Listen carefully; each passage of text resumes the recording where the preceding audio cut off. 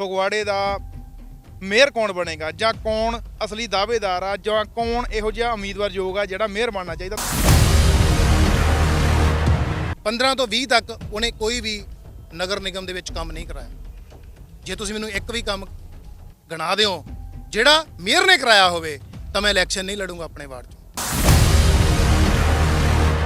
ਗੱਲ ਤਾਂ ਇਹੀ ਹੈ ਵੀ ਤੁਹਾਡੇ ਤੋਂ ਕਾਰਵਾਈ ਕਿਉਂ ਨਹੀਂ ਕਰਾ ਹੋ ਰਹੀ। ਅਫਸਰ ਤੁਹਾਡੇ, ਸਰਕਾਰ ਤੁਹਾਡੀ, ਐਮਐਲਏ ਤੁਹਾਡਾ, ਪ੍ਰਸ਼ਾਸਨ ਸਾਰਾ ਤੁਹਾਡਾ, ਉਹ ਤਾਂ ਦਿਹਾੜਦਾ ਵੀ ਆ ਜਾਓ ਵੀ ਕਰ ਲਓ ਜੋ ਕਰਨਾ। ਤੁਹਾਡੇ ਤੋਂ ਇੱਕ ਜਾਨੀ ਕਿ ਬਾਲ ਤੱਕ ਨਹੀਂ ਪੱਟ ਹੋਇਆ ਤਾਂ ਇੱਥੋਂ ਲੱਗਦਾ ਨਹੀਂ ਵੀ ਹਾਂ ਵੀ ਉਹ ਠੀਕ ਆ। ਕੋਈ ਗਲਤ ਬੰਦਾ ਹੋਵੇ ਤਾਂ ਬੰਦਾ ਆਪਾਂ ਚੱਕ ਕੇ ਅੰਦਰ ਦੇ ਦੇਈਦਾ ਵੀ ਇਹ ਗਲਤ ਆ। ਹੁਣ ਉਹੀ ਫੇਰ ਗੱਲ ਆ ਗਈ ਕਿ ਉਹ ਇੰਨਾ ਹੱਕਦਾਰ ਨਹੀਂ ਆ ਕਿ ਅਸੀਂ ਉੱਤੇ ਕਾਰਵਾਈ ਕਰਾਈਏ। ਕਿਉਂ ਉਹਨੂੰ ਲੀਡਰ ਬਣਾਉਣਾ?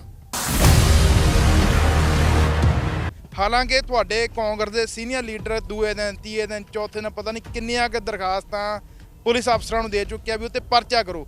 ਵਾਲ ਵਿੰਗਾ ਨਹੀਂ ਤੁਹਾਡੇ ਤੋਂ ਕਰ ਹੋਇਆ।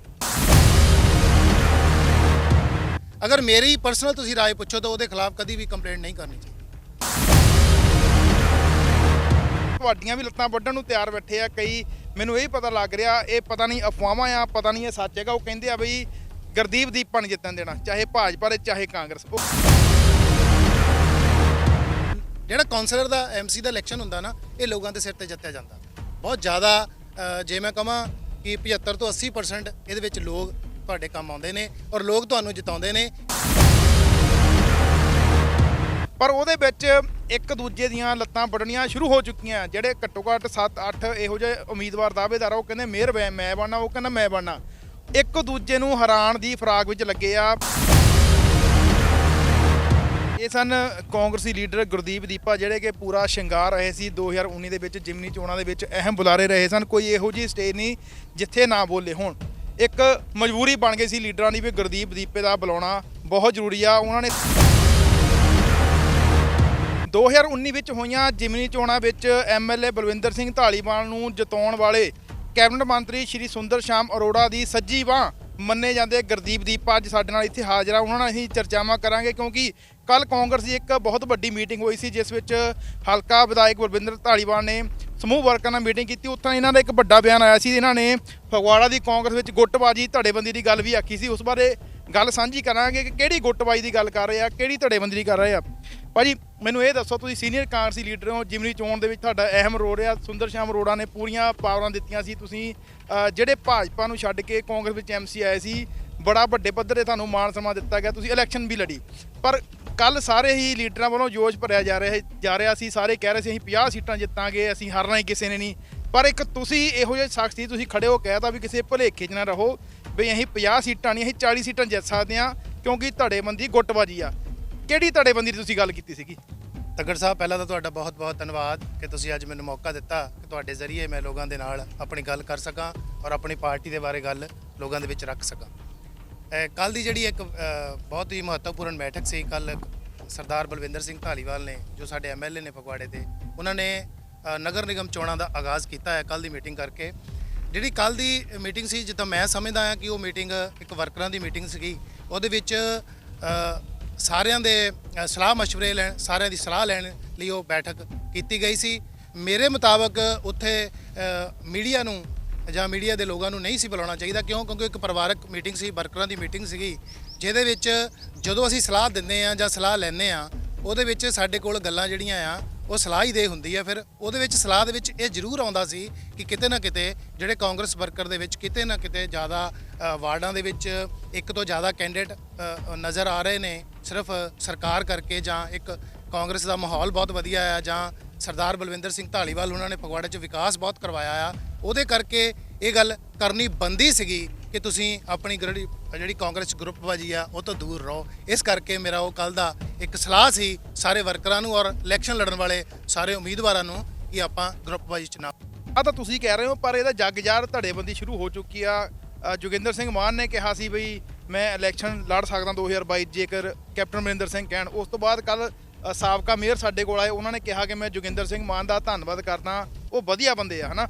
ਉਸ ਤੋਂ ਬਾਅਦ ਕੁਝ ਘੰਟਿਆਂ ਦੇ ਬਾਅਦ ਹੀ ਬਲਵਿੰਦਰ ਸਿੰਘ ਧਾਲੀਵਾਲ ਦਾ ਰਿਐਕਸ਼ਨ ਆ ਜਾਂਦਾ ਆ। ਉਹ ਕਹਿ ਰਹੇ ਆ ਵੀ ਜੋਗਿੰਦਰ ਸਿੰਘ ਮਾਨ ਕੋ ਕਿਹੜਾ ਪੈਮਾਨਾ ਹੈਗਾ ਵੀ ਜਿਸ ਨਾਲ ਉਹ ਨਾਪ ਰਹੇ ਵੀ ਇਹ ਅਫਸਰ ਇਮਾਨਦਾਰ ਹੈ, ਨਹੀਂ ਇਮਾਨਦਾਰ ਹੈਗਾ। ਸੋ ਇਹ ਤਾਂ ਜੱਗ ਜ਼ਾਹਰ ਹੈਗਾ। ਸੋ ਇਹ ਧੜੇਬੰਦੀ ਕੀ ਨੁਕਸਾਨ ਕਰ ਸਕਦੀ ਹੈ ਆਉਣ ਵਾਲੀਆਂ ਚੋਣਾਂ ਦੇ ਵਿੱਚ? ਮੇਰਾ ਕੱਲ ਵੀ ਇਹੀ ਕਹਿਣਾ ਸੀਗਾ ਕਿ ਜਦੋਂ ਪਾਰਟੀ ਦੇ ਵਿੱਚ ਵਰਕਰ ਆਪਸ ਵਿੱਚ, ਚਾਹੇ ਉਹ ਵੱਡੇ ਵਰਕਰ ਹੋਣ ਚਾਹੇ ਛੋਟੇ ਵਰਕਰ ਹੋਣ, ਜਦੋਂ ਵੀ ਉਹ ਆਪਸ ਵਿੱਚ ਉਲਝਣਗੇ ਉਹਦਾ ਨੁਕਸਾਨ ਜ਼ਰੂਰ ਕਿਤੇ ਨਾ ਕਿਤੇ ਪਾਰਟੀ ਨੂੰ ਹੁੰਦਾ। ਔਰ ਸਤਿਕਾਰਯੋਗ ਸਰਦਾਰ ਬਲਵਿੰਦਰ ਸਿੰਘ ਧਾਲੀਵਾਲ ਔਰ ਜੋਗਿੰਦਰ ਸਿੰਘ ਮਾਨ ਜੀ ਇੱਕੋ ਹੀ ਕੈਟਾਗਰੀ ਦੇ ਨੇਤਾ ਨੇ, ਵੱਡੇ ਨੇਤਾ ਨੇ ਕਾਂਗਰਸ ਪਾਰਟੀ ਦੇ। ਔਰ ਜਿੱਥੇ ਮੈਨੂੰ ਲੱਗਦਾ ਆ ਕਿ ਇਹਨਾਂ ਦੋਨਾਂ ਨੇਤਾਵਾਂ ਨੂੰ ਇਕੱਠੇ ਹੋ ਕੇ ਨਗਰ ਨਿਗਮ ਦੇ ਵਿੱਚ ਜਿਹੜਾ ਮੇਅਰ ਆਪਣਾ ਕਾਂਗਰਸ ਪਾਰਟੀ ਦਾ ਬਣਾਉਣਾ ਚਾਹੀਦਾ ਔਰ ਪਰਚਮ ਲਹਿਰਾਉਣਾ ਚਾਹੀਦਾ। ਉਹਦੇ ਵਿੱਚ ਜਿੱਥੇ ਇਹਨਾਂ ਦੋਨਾਂ ਦੀ ਇੱਜ਼ਤ ਬਣੇਗੀ, ਉੱਦਾਂ ਹੀ ਸਤਿਕਾਰ ਸਾਡਾ ਸੀਐਮ ਸਾਹਿਬ ਦਾ ਵੀ ਬਣੇਗਾ ਕਿ ਉੱਥੇ ਇਹਨਾਂ ਨੇ ਆਪਣਾ ਫਗਵਾੜੇ 'ਚ ਆਪਣਾ ਮੇਅਰ ਬਣਾਇਆ। ਜਿਹੜੀ ਇੱਕ ਗੱਲ ਹੋਰ ਵੀ ਹੈਗੀ, ਜਿਹੜੇ ਕਾਂਗਰਸ ਦੇ ਦਾਅਵੇਦਾਰ ਹੈਗੇ, ਜਿਹੜੇ ਉਮੀਦਵਾਰ ਲੜ ਰਹੇ ਆ, ਇਸ ਗੱਲ ਦਾ ਤਾਂ ਅਸੀਂ ਵੀ ਜੋ ਮਾਹੌਲ ਹੈਗਾ ਬਣਿਆ ਦਿਸਦਾ ਵੀ ਕਾਂਗਰਸ ਵੱਡੀ ਮਾਰਜਨ ਨਾਲ ਜਿੱਤਣ ਜਾ ਰਹੀ ਹੈ। ਫਗਵਾੜੇ ਮੇਅਰ ਵੀ ਕਾਂਗਰਸ ਦਾ ਬਣਨ ਜਾ ਰਿਹਾ, ਜੋ ਕੋਈ ਝੂਠਾ ਨਹੀਂ, ਸਾਰਿਆਂ ਨੂੰ ਪਤਾ ਹੈਗਾ। ਪਰ ਉਹਦੇ ਵਿੱਚ ਇੱਕ ਦੂਜੇ ਦੀਆਂ ਲੱਤਾਂ ਵੱਢਣੀਆਂ ਸ਼ੁਰੂ ਹੋ ਚੁੱਕੀਆਂ। ਜਿਹੜੇ ਘੱਟੋ ਘੱਟ 7-8 ਇਹੋ ਜਿਹੇ ਉਮੀਦਵਾਰ ਦਾਅਵੇਦਾਰ ਆ, ਉਹ ਕਹਿੰਦੇ ਮੇਅਰ ਮੈਂ ਬਣਨਾ, ਉਹ ਕਹਿੰਦਾ ਮੈਂ ਬਣਨਾ। ਇੱਕ ਦੂਜੇ ਨੂੰ ਹੈਰਾਨ ਦੀ ਫਰਾਕ ਵਿੱਚ ਲੱਗੇ ਆ। ਇਹ ਵੀ ਗੱਲ ਹੈਗੀ ਆ, ਤੁਸੀਂ ਵੀ ਜਾਣਦੇ ਹੋਗੇ, ਭਾਵੇਂ ਤੁਸੀਂ ਹੁਣ ਕੈਮਰੇ ਅੱਗੇ ਨਾ ਬੋਲੋ, ਹਰ ਇੱਕ ਕੈਂਡੀਡੇਟ ਨੇ ਇੱਕ ਦੂਜੇ ਨੂੰ ਹਰਾਉਣ ਲਈ ਆਪੋ ਆਪਣੇ ਤਰੀਕੇ ਦੇ ਨਾਲ ਉਮੀਦਵਾਰ ਵੀ ਖੜੇ ਕਰ ਦਿੱਤੇ ਆ। ਉਹ ਨਤੀਜੇ ਤੁਹਾਨੂੰ ਲੱਗਦਾ ਨਹੀਂ ਵੀ ਉਹਦੇ ਨਾਲ ਭਾਜਪਾ ਦਾ ਫਾਇਦਾ ਹੋ ਸਕਦਾ, ਕਾਂਗਰਸ ਦਾ ਨੁਕਸਾਨ ਹੋ ਸਕਦਾ? ਤੱਗੜ ਸਾਹਿਬ, ਜਿੱਥੇ ਤੁਸੀਂ ਗੱਲ ਕਰਦੇ ਆ ਕਿ ਉਮੀਦਵਾਰ ਇੱਕ ਵਾਰ 'ਚ ਜ਼ਿਆਦਾ ਖੜ ਰਹੇ ਨੇ ਜਾਂ ਕੋਈ ਖੜਾ ਕਰ ਰਿਹਾ ਆ, ਇਹ ਇਸ ਕਰਕੇ ਨਹੀਂ ਹੈਗਾ ਕਿ ਉੱਥੇ ਗਰੁੱਪਬਾਜ਼ੀ ਆ ਜਾਂ ਕੋਈ ਖੜਾ ਕਰਦਾ। ਮੈਨੂੰ ਇਹ ਲੱਗਦਾ ਕਿ ਇਸ ਵੇਲੇ ਕਾਂਗਰਸ ਪਾਰਟੀ ਦਾ ਪੰਜਾਬ ਦੇ ਵਿੱਚ ਬਹੁਤ ਜ਼ਿਆਦਾ ਕੰਮ ਆ। ਇੱਕ ਹਨੇਰੀ ਜਿਹੜੀ ਵਿਕਾਸ ਦੀ ਕੈਪਟਨ ਸਾਹਿਬ ਨੇ ਔਰ ਸਰਦਾਰ ਬਲਵਿੰਦਰ ਸਿੰਘ ਧਾਲੀਵਾਲ ਨੇ ਲਿਆਂਦੀ ਆ ਫਗਵਾੜੇ ਵਿੱਚ। ਹਰ ਇੱਕ ਬੰਦੇ ਨੂੰ ਇਹ ਲੱਗਦਾ ਕਿ ਮੈਂ ਇਲੈਕਸ਼ਨ ਲੜਾਂ ਔਰ ਮੈਂ ਜਿੱਤ ਜਾਣਾ। ਕਿਉਂਕਿ ਇੱਕ ਹਨੇਰੀ ਆ। ਇਹ ਜਿਹੜੀਆਂ ਪਿੱਛੇ ਚੋਣਾਂ ਹੋਈਆਂ ਨਗਰ ਨਿਗਮ ਦੀਆਂ ਵੀ ਔਰ ਮਿਊਨਿਸਪੈਲਿਟੀ ਦੀਆਂ, ਸਾਰੇ ਨਗਰ ਪੰਚਾਇਤਾਂ ਦੀਆਂ ਸਾਰੇ ਪੰਜਾਬ ਦੇ ਵਿੱਚ ਹੋਈਆਂ, ਉਹਦੇ ਵਿੱਚ ਇੱਕ ਮਾਹੌਲ ਬਣਿਆ ਜਿੱਦਾਂ 50 ਤੋਂ 49 ਜਿੱਤ ਗਏ ਬੋਰ। ਹੁਸ਼ਿਆਰਪੁਰ ਸਾਡੇ ਸੁੰਦਰ ਸ਼ਾਮ ਜੀ 50 ਚੋਂ 41 ਸੀਟਾਂ ਜਿੱਤ ਗਏ। ਕਪੂਰਥਲੇ ਚੋਂ 45 ਜਿੱਤ ਗਏ। ਮਤਲਬ ਇੱਕ ਮਾਹੌਲ ਆ, ਹਰ ਬੰਦੇ ਨੂੰ, ਹਰ ਇੱਕ ਵਰਕਰ ਨੂੰ ਇਹ ਲੱਗਦਾ ਕਿ ਜੱਜ ਜੇ ਮੈਨੂੰ ਸੇਵਾ ਕਰਨ ਦਾ ਮੌਕਾ ਮਿਲੇ ਤਾਂ ਮੈਂ ਵੀ ਜਿੱਤ ਸਕਦਾ। ਤੁਸੀਂ ਪੁਰਾਣੇ ਸਿਆਸੀ ਖੁੰਡੋਂ ਗੱਲ ਤੁਸੀਂ ਘਮਾਈ ਜਾਂਦੇ ਹੋ। ਚਲੋ ਇਹ ਤੁਹਾਡਾ ਫਰਜ਼ ਆ, ਤੁਸੀਂ ਆਪਣੀ ਪਾਰਟੀ ਦੀ ਗੱਲ ਲਗਾਉਣੀ ਆ, ਪਰ ਗੱਲ ਤਾਂ ਮੈਂ ਤੁਹਾਡੀ ਕਰ ਲੈਣਾ। ਤੁਹਾਡੀਆਂ ਵੀ ਲੱਤਾਂ ਵੱਢਣ ਨੂੰ ਤਿਆਰ ਬੈਠੇ ਆ ਕਈ।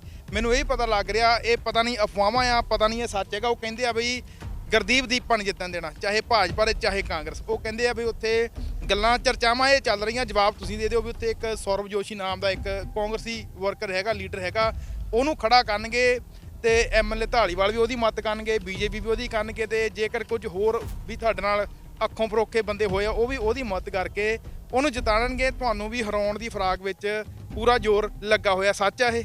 ਤੁਹਾਨੂੰ ਕੀ ਲੱਗਦਾ? ਸੱਚਾਈ ਦੱਸ ਦਿਓ ਥੋੜੀ ਜਿਹੀ, ਤੁਹਾਡੇ ਮਨ ਦੇ ਵਿੱਚ ਕਿਹੜੀ ਗੱਲ ਆ? ਨਹੀਂ, ਇਦਾਂ ਦੀ ਕੋਈ ਗੱਲ ਨਹੀਂ ਹੈ। ਤੁਹਾਨੂੰ ਲੱਗਦਾ, ਮੈਂ ਤੁਹਾਨੂੰ ਪਹਿਲਾਂ ਵੀ ਦੱਸਿਆ ਕਿ ਹਰ ਵਰਕਰ ਇਹ ਚਾਹੁੰਦਾ ਕਿ ਮੈਨੂੰ ਟਿਕਟ ਮਿਲੇ, ਮੈਂ ਜਿੱਤਾਂ। ਬਾਕੀ ਰਹੀ ਕਿਸੇ ਦੇ ਚੱਕਣ ਦੀ, ਚੁਕਾਉਣ ਦੀ ਗੱਲ, ਤੱਗੜ ਸਾਹਿਬ ਜਦੋਂ ਤੁਸੀਂ ਇਲੈਕਸ਼ਨ ਦੇ ਵਿੱਚ ਜਾਂਦੇ ਆ, ਤੁਹਾਨੂੰ ਜਿਹੜਾ ਕਾਉਂਸਲਰ ਦਾ ਐਮਸੀ ਦਾ ਇਲੈਕਸ਼ਨ ਹੁੰਦਾ ਨਾ, ਇਹ ਲੋਕਾਂ ਦੇ ਸਿਰ ਤੇ ਜਿੱਤਿਆ ਜਾਂਦਾ ਬਹੁਤ ਜ਼ਿਆਦਾ। ਜੇ ਮੈਂ ਕਹਾਂ ਕਿ 75 ਤੋਂ 80% ਇਹਦੇ ਵਿੱਚ ਲੋਕ ਤੁਹਾਡੇ ਕੰਮ ਆਉਂਦੇ ਨੇ ਔਰ ਲੋਕ ਤੁਹਾਨੂੰ ਜਿਤਾਉਂਦੇ ਨੇ। ਇਹਦੇ ਵਿੱਚ ਕਿਤੇ ਨਾ ਕਿਤੇ ਪਾਰਟੀ ਦੀ ਟਿਕਟ ਵੀ ਕੰਮ ਕਰਦੀ ਆ, ਉਦੋਂ ਜਦੋਂ ਮਾਹੌਲ ਬਹੁਤ ਵਧੀਆ ਹੋਵੇ। ਅੱਜ ਦਾ ਮਾਹੌਲ ਬਹੁਤ ਵਧੀਆ ਆ ਕਾਂਗਰਸ ਦੇ ਹੱਕ 'ਚ, ਚਾਹੇ ਉਹ ਜਿੱਦਾਂ ਦਾ ਪੰਜਾਬ ਦਾ ਤੁਹਾਨੂੰ ਪਤਾ ਆ ਕਿ ਉਹ ਕਿਸਾਨ ਹੋਵੇ ਜਾਂ ਕੋਈ ਐਜੀਟੇਸ਼ਨ ਚੱਲਦੀ ਆ, ਉਹਦੇ ਕਰਕੇ ਵੀ ਹਰ ਬੰਦਾ ਚਾਹੁੰਦਾ ਕਿ ਅੱਜ ਦੂਜੀਆਂ ਪਾਰਟੀਆਂ ਦਾ ਮਾਹੌਲ ਬਿਲਕੁਲ ਨਹੀਂ ਹੈਗਾ। ਇਸ ਕਰਕੇ ਵੀ ਕਈ ਬੰਦੇ ਚਾਹੁੰਦੇ ਆ ਇਲੈਕਸ਼ਨ ਲੜਨਾ। ਔਰ ਤੁਸੀਂ ਉਹਨੂੰ ਗਰੁੱਪਬਾਜੀ ਕਹੋ ਜਾਂ ਕੋਈ ਚੱਕਣ ਕਹੋ, ਤਾਂ ਮੈਨੂੰ ਨਹੀਂ ਲੱਗਦਾ ਇਹ ਗੱਲ। ਜੇ ਇਦਾਂ ਹੋ ਜਾਵੇ ਤਾਂ ਕਿੱਦਾਂ ਦਾ ਰਿਜ਼ਲਟ ਹੋਊਗਾ ਤੁਹਾਡੇ ਵਾਰਡ 'ਚ? ਨਹੀਂ, ਇਦਾਂ ਕੁਝ ਨਹੀਂ ਹੈਗਾ। ਮੈਂ ਚੱਕ ਦਿਓਗੇ ਫੱਟੇ ਫੇ ਵੀ? ਮੈਨੂੰ ਤਾਂ ਇਹ ਲੱਗਦਾ ਕਿ ਮੈਂ ਜਿਹੜੀਆਂ ਦੂਜੀਆਂ ਪਾਰਟੀਆਂ ਤੁਸੀਂ ਨੇਤਾ ਕਹਿੰਦੇ ਆ, ਦੂਜੀਆਂ ਪਾਰਟੀਆਂ ਦੇ ਨੇਤਾ ਮੈਂ ਤਾਂ ਕਹਿੰਦਾ ਸਾਹਮਣੇ ਆਉਣ, ਆਪਣਾ ਕੈਂਡੀਡੇਟ ਦੇਣ, ਫਿਰ ਦੇਖਦੇ ਆ ਆਪਾਂ ਮੈਦਾਨ 'ਚ ਕੀ ਹੁੰਦਾ। ਤੁਹਾਨੂੰ ਕੀ ਲੱਗਦਾ, ਤੁਸੀਂ ਵੱਖਰੀਆਂ ਮੀਟਿੰਗਾਂ ਦੇ ਵਿੱਚ ਕਾਂਗਰਸ ਜਾਂਦੇ ਹੈਗੇ ਆ, ਫਗਵਾੜੇ ਦਾ ਮੇਅਰ ਕੌਣ ਬਣੇਗਾ ਜਾਂ ਕੌਣ ਅਸਲੀ ਦਾਅਵੇਦਾਰ ਆ ਜਾਂ ਕੌਣ ਇਹੋ ਜਿਹਾ ਉਮੀਦਵਾਰ ਯੋਗ ਆ ਜਿਹੜਾ ਮੇਅਰ ਬਣਨਾ ਚਾਹੀਦਾ? ਤੁਹਾਡੀ ਕੀ ਰਾਏ ਹੈਗੀ ਆ? ਮੈਨੂੰ ਇਹ ਲੱਗਦਾ ਕਿ ਜਿਹੜਾ 2015 ਦੇ ਵਿੱਚ ਨਗਰ ਨਿਗਮ ਦੀ ਚੋਣ ਹੋਈ ਸੀ, ਉਹਦੇ ਵਿੱਚ ਵੀ ਇਦਾਂ ਹੀ ਇੱਕ ਮਾਹੌਲ ਬਣਿਆ ਸੀਗਾ ਬੀਜੇਪੀ ਦਾ, ਕਿ ਉਹਦੇ ਵਿੱਚ ਵੀ ਉਦੋਂ ਵੀ 5-6 ਉਮੀਦਵਾਰ ਸੀਗੇ। ਇਹ ਇਦਾਂ ਹੀ ਹੁੰਦਾ ਆ, ਹਰ ਵਾਰ ਵੀ ਇਦਾਂ ਹੀ ਹੁੰਦਾ ਕਿ 5-6 ਉਮੀਦਵਾਰ ਹੁੰਦੇ। ਤੁਹਾਨੂੰ ਲੱਗਦਾ ਕਿ ਕਾਂਗਰਸ ਦੇ ਵਿੱਚ 6-7 ਉਮੀਦਵਾਰ ਆ।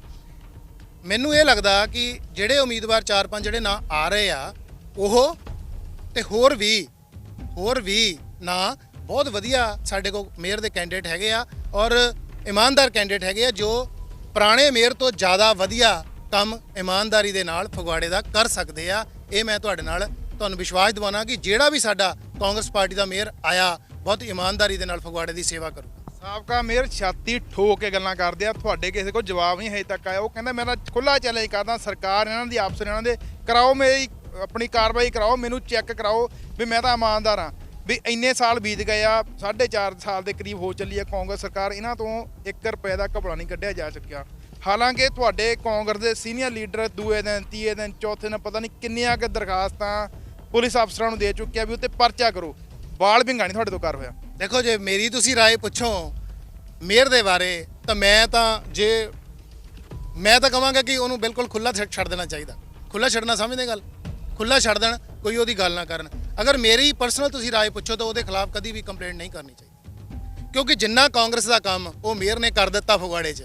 ਕਾਂਗਰਸ ਦਾ ਕੰਮ ਕਰ ਰਿਹਾ ਉਹ ਆਪਣੀ ਪਾਰਟੀ ਦਾ ਕੰਮ ਨਹੀਂ ਕਰ ਰਿਹਾ। ਜਿੰਨੇ ਉਹਨੇ ਗਲਤ ਕੰਮ ਕੀਤੇ, ਜਿੰਨੀਆਂ ਰੇੜੀਆਂ ਤੋਂ ਸਬਜ਼ੀਆਂ ਲਈਆਂ ਜਾਂ ਪਰਚੀਆਂ ਕੱਟੀਆਂ, ਇਹ ਮੈਂ ਪਹਿਲਾਂ ਵੀ ਤੁਹਾਨੂੰ ਦੱਸ ਚੁੱਕਾ। ਪਰ ਨਹੀਂ, ਗੱਲ ਤਾਂ ਇਹ ਆ ਵੀ ਜਿਹੜੇ ਸੀਨੀਅਰ ਲੀਡਰਸ਼ਿਪ ਹੈ, ਜਿਹੜੇ ਐਮਐਲਏ ਸਾਹਿਬ ਦੇ ਨਾਲ ਰਹਿੰਦੇ ਆ, ਉਹ ਕਹਿੰਦੇ ਵੀ ਬੁੱਗਾ ਜੀ ਵੀ ਸੀ, ਨਰੇਸ਼ ਭਾਰਦਵਾਜ ਵੀ ਸੀ, ਬਰਵਾਨੀ ਜੀ ਵੀ ਸੀ, ਹੋਰ ਵੀ ਸੀਗੇ, ਉਹ ਦਰਖਾਸਤਾਂ ਕਈ ਦੇ ਚੁੱਕੇ ਆ। ਕੀ ਤੁਸੀਂ ਕਿਸੇ ਦਰਖਾਸਤ ਦੇਣ ਜਾਣ ਸਮੇਂ ਤੁਸੀਂ ਵੀ ਨਾਲ ਗਏ ਹੋ? ਨਹੀਂ, ਬਿਲਕੁਲ ਨਹੀਂ। ਮੈਂ ਕਦੀ ਵੀ ਕਿਸੇ ਦਰਖਾਸਤ ਦੇ ਵਿੱਚ ਨਹੀਂ ਪਿਆ ਇਸ ਚੱਕਰ ਦੇ ਵਿੱਚ।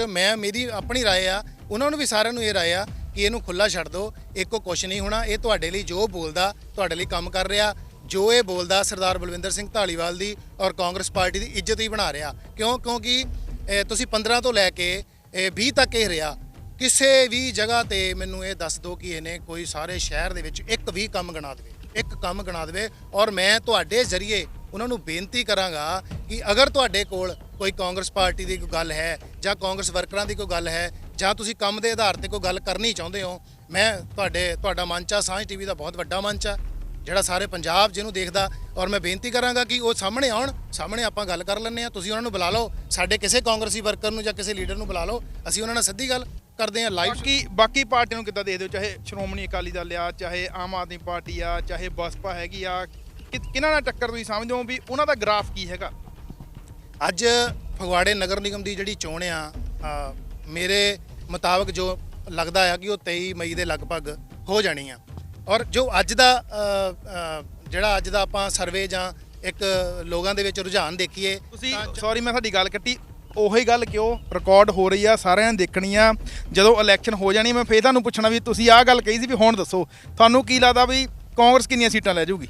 40 ਪਲੱਸ ਇਸ ਵੇਲੇ ਕਾਂਗਰਸ ਪਾਰਟੀ ਹੈਗੀ ਆ। ਔਰ ਜੇ ਆਪਾਂ ਸਾਰੇ ਹੀ ਜਿਹੜੀ ਤੁਸੀਂ ਗੱਲ ਕਰਦੇ ਆ ਕਿ ਕਿਤੇ ਨਾ ਕਿਤੇ ਕਾਂਗਰਸ ਦੇ ਵਿੱਚ ਕੋਈ ਲੀਡਰ ਆਪਸ ਵਿੱਚ ਨਹੀਂ ਬਣਦੀ ਜਾਂ ਥੋੜੀ ਗਰੁੱਪਬਾਜੀ ਲੱਗਦੀ ਆ ਜਾਂ ਇਹ ਇੱਕ ਗਵਾਰਡ ਦੇ ਵਿੱਚ 2-2 4-4 ਕੈਂਡੀਡੇਟ ਆ, ਜੇ ਅਸੀਂ ਇਹਨਾਂ ਨੂੰ ਥੋੜੇ ਦਿਨਾਂ ਦੇ ਵਿੱਚ ਦੂਰ ਕਰ ਲਈਏ, ਔਰ ਮੈਂ ਤੁਹਾਨੂੰ ਪੱਕਾ ਦਾਵਾ ਕਰਦਾ ਕਿ ਅਸੀਂ 50 ਦੇ ਲਾਗੇ ਵੀ ਪਹੁੰਚ ਸਕਦੇ ਆ। ਅੱਜ ਅਸੀਂ 40 ਪਲੱਸ। ਜਿਹੜਾ ਤੁਸੀਂ 40, ਚਲੋ 40 ਦੀ ਗੱਲ ਵੀ ਕਰ ਲੈਂਦੇ ਆਪਾਂ, ਜਿਹੜੇ 10 ਸੀਟਾਂ ਕਿਹਨੂੰ ਦਿੰਦੇ ਹੋ ਤੁਸੀਂ?